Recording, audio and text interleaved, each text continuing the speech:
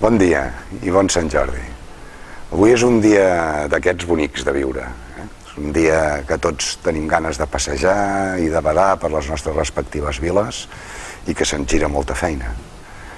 Se'n gira molta feina perquè Sant Jordi és el patró de Catalunya i encara que cada vegada es digui menys, no deixa de ser un dia reivindicatiu, el dia del patró.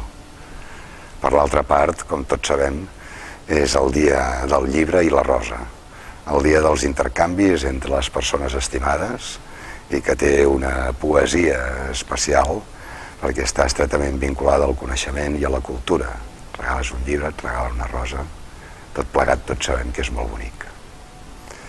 Però vull posar l'accent en els aspectes reivindicatius perquè malauradament la llengua catalana aquests darrers mesos està continuant rebent uns atacs persistents per la seva normalització i per la seva utilització amb normalitat.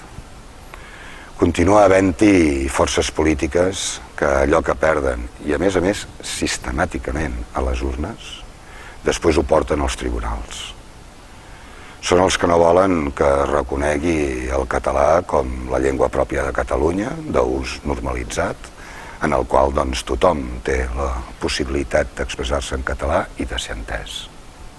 I això és el que han recorregut, per exemple, amb el reglament lingüístic de l'Ajuntament de Barcelona, que està en el Tribunal Superior de Justícia.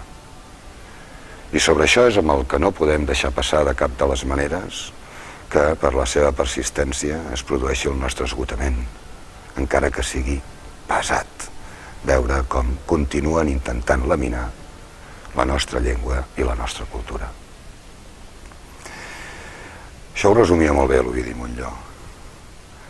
L'Ovidi Montllor en una ocasió va dir que hi ha gent que els hi molesta que parlem, pensem i escrivim en català.